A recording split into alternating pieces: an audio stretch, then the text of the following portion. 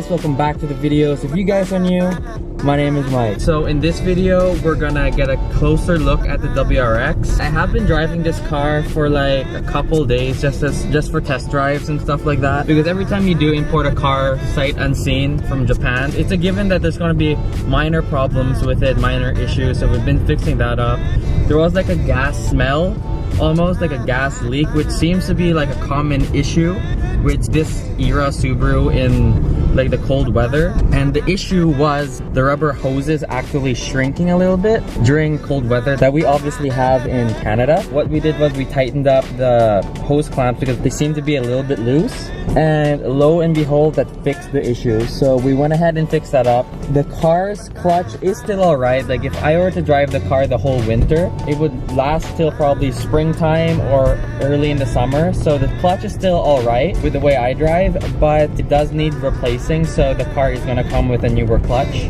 Everything is working fine. I've driven it probably almost 125 kilometers and everything's fine, everything's perfect. I actually really like this car. I think this is by far my favorite car that I've imported from Japan. A close second would be the Evo 4, just because I've had that car before. It's such a fun car. But this Bug-Eye WRX is super fun too, and I'm in love with the color. So let's go ahead and check it out.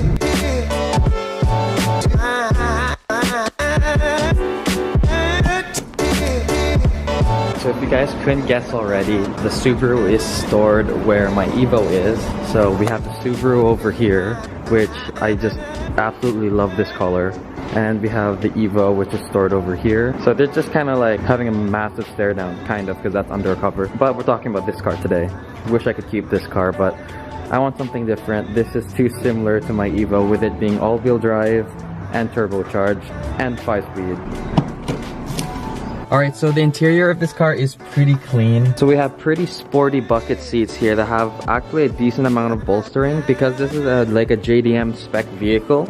It is from Japan. Clearly it is right-hand drive. These seats actually, in my opinion, have more bolstering than the STI. My friend has a 2004 Blob-Eye STI and we both compared, and this does have a little bit more bolstering, which is a little bit weird because this is a WRX, but nevertheless, the seats are really nice. Momo steering wheel. It's in pretty good condition. Most of the time you see wear over here, since the Japanese, they put their hand here and the other hand on the shifter, but this one seems to be in pretty good shape.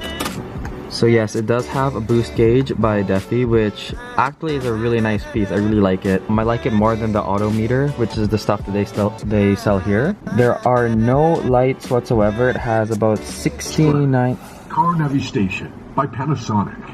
The car talks too. It has about almost 70,000 kilometers, just under that. The car is a 5-speed transmission. Like I said, it shifts perfectly. The shifter bushings have been changed, so that is a common issue with this car, that when you put into gear, when the shifter bushings are gone, it still feels like it's in neutral, but now it is a lot stiffer. This is how it should feel like. Shift fine. Transmission runs beautifully, engine runs beautifully. Sometimes when you have the sun visors down, there is that space, but then with this, kind of blocks the sun as well. So there's a little sun visor there, which I personally thought that was pretty cool. There are no mirrors though in any of these. That's also something to note. Pretty average space. Again, really clean. There's no cigarette holes, no cigarette burns at all in any of the seats. It's really good condition. There is another compartment inside here to put your stuff in. The car also does have STI pedals, which personally, to my knowledge, is a pretty rare piece. So if you're into those rare JDM parts, that is something to note down with the vehicle. The car also has folding electric mirrors. So that does fold in, same with the other side. And also Car navigation by Panasonic. Okay. Alright, so again, this is the EJ20, I believe. So this is a similar motor that was in the Forester that we had, and kind of similar to the Legacy, only this is single turbo, which personally I like the single turbos more than the twins. So yeah, it is pretty clean. Original motor. We did check the belts. They seem to be in good condition. All the lights work. Everything's all good to go. Fluids checked and all that. Yeah, it is a turbo intercooled motor. I'm sure if you're a Subaru guy, you are familiar with this motor.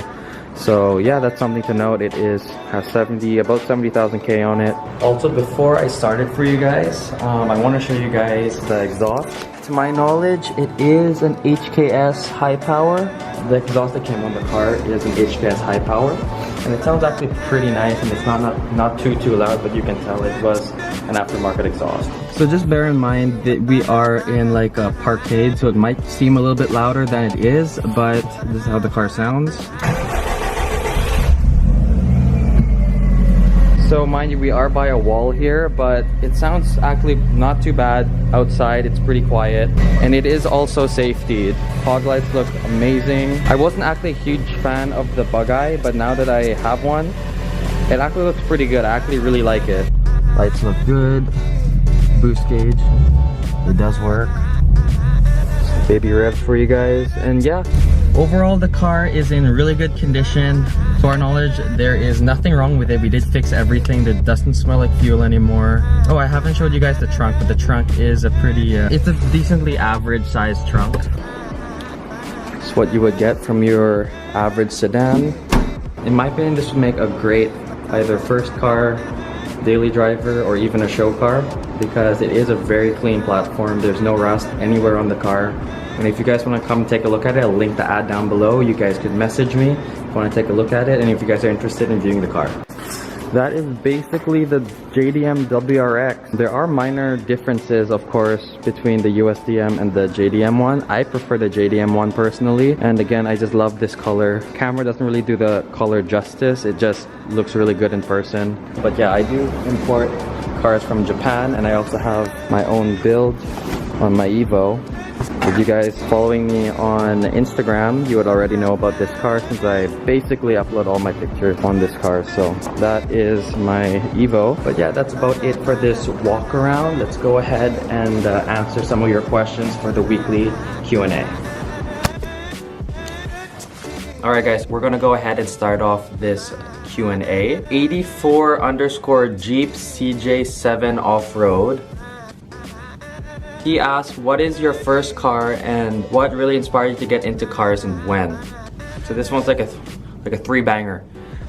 So my first car, I actually have a video on it, how I saved up for it, was a Jdm Evo 4. I really wanted the car because my uncle inspired me to get into Evos. At first I wanted like a V6 Mustang or a Honda Civic Si because my dad was telling me to get something practical and that is readily available on parts since my dad is a mechanic and he thinks that way. So I wanted to get something that would please my dad and what I thought was cool at the time, but thank God I didn't get that. Not that there's anything wrong with those cars, but I prefer an Evo personally. So that was my first car, and what inspired me to get into cars, what really inspired me was, you know, my dad always had a shop, he was a mechanic, so I was always around cars at a really young age. And the fact that Need for Speed Underground 2 at the time was a new game, and of course I had to get it. I love the car customization and I wouldn't play any car game if it didn't have any customization. So like Midnight Club, Need for Speed, and I think nowadays Forza, you know, it's a big inspiration for young car enthusiasts. So that was the same thing with me. And at 12 years old, and I was already looking for a car. Dude, I was ready to drive. I may have been 12, I had no money to my name, but I was ready to drive.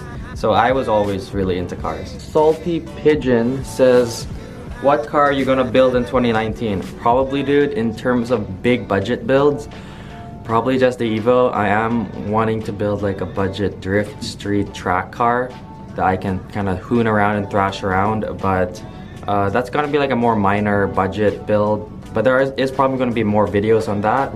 But in terms of like building the car, probably just the Evo 10. I don't know how to pronounce this, but this is Zuyaba. It says, should I get an Evo 10 or a Subaru WRX? So both cars are really good choices.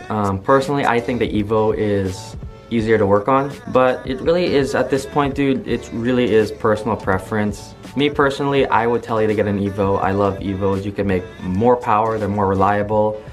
They're kind of like a little bit more rare, per se, as compared to Subarus, but both of them are really good cars. Subarus are better on parts. There's a bigger following for Subarus than there are Evos. You know, the Subaru community is a great place to start, especially if this is your first car, if this is a car that's getting you to the car scene.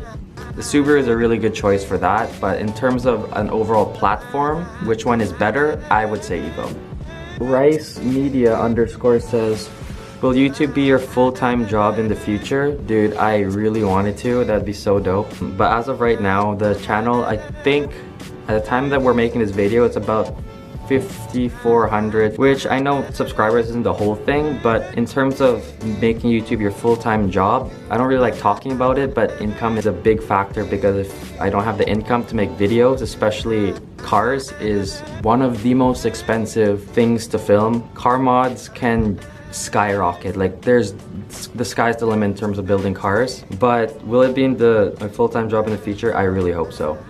Alright, so that concludes all the questions. I really hope you guys enjoyed this video. Remember to leave a like, subscribe, and join the Annie Perfect Society. Peace out, and make it happen.